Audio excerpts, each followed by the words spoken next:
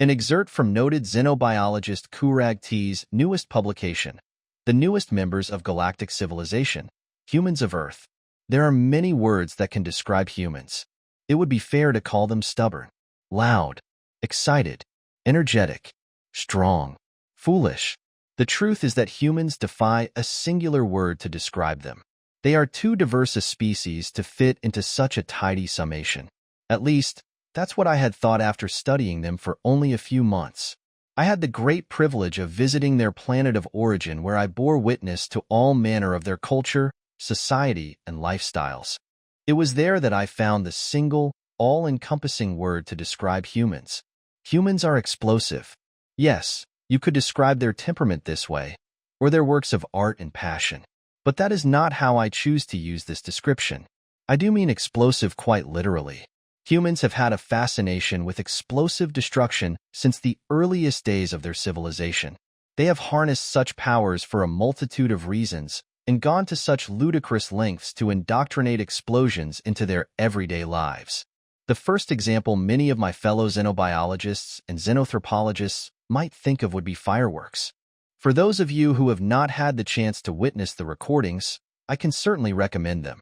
In their great love of explosions, humans have developed and long practiced the art of creating colorful detonations that they launch into the night sky for the sole purpose of excitement. I hold this evidence to be sufficient that humans love explosives, as no other species has ever wielded explosives as a recreational activity. These colorful bursts will deafen many a creature, even humans. If they stay too close, and though the fleeting sight is beautiful, the shrapnel that falls back to their planet poses significant fire and pollution risks.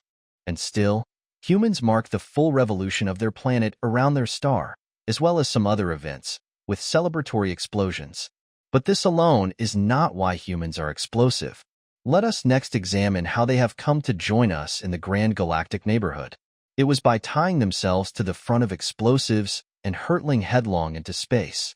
The means by which they escape their planet is no more than a prolonged, directed explosion.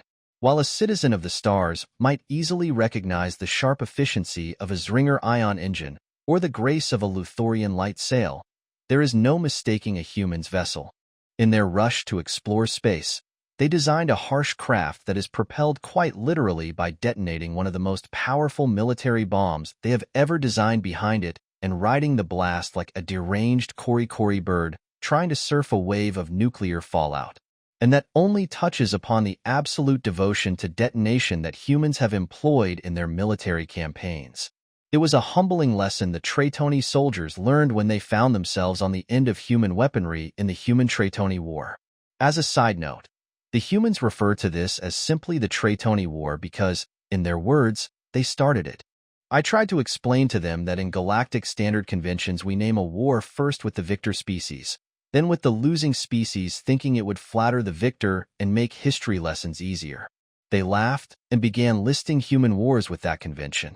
A frighteningly long one was called the British, American, Russian, French-German, Japanese, Italian War. They claimed the name was not comprehensive of all the parties of the struggle. As the Tretoni discovered, humans did not rely on laser-based weapons, but instead used kinetic-based projectile weapons propelled by, you guessed it, explosions. Humans had miniaturized the explosives and stuck them in tubes with a projectile in front of them and then detonated them. The resulting explosion would launch the projectile a ludicrous distance at speeds that would highly discourage one from being in their path. Conventional anti-laser armor crumpled under single rounds of the smallest of these projectile weapons, and humans had contrived to create giant versions of these weapons to be mounted on their vehicles that could deliver, via explosion, a projectile that contained an explosive well beyond the horizon with frightening accuracy. But explosions are not solely a military endeavor for humans. Until very recently, the average civilian in one of the developed regions of their planets would employ the use of an explosive chamber for locomotion. The device, called an internal combustion engine, would work by creating a series of explosions in small tubes that would compress a piston and turn a central axle. Yes, even the name is horrifying. These heavy hunks of metal would be mounted mere feet away from the operator and would achieve explosion rates in the thousands per minute. Yes, several thousand explosions per minute. Thankfully, Humans have become more aware of the impact of their explosive fetish and have taken strides to reduce their use. Their current ground vehicles employ electric motors, and their latest spacefaring vessels have begun to employ other technologies. I wish to say these methods of transport were new to humans, but they had already researched solar sails and ion engines and had considered them less viable than blowing up the back of their own vessel in the name of speed. And another thing to add to the lengthy list that humans have exploded, they have most certainly blown my mind.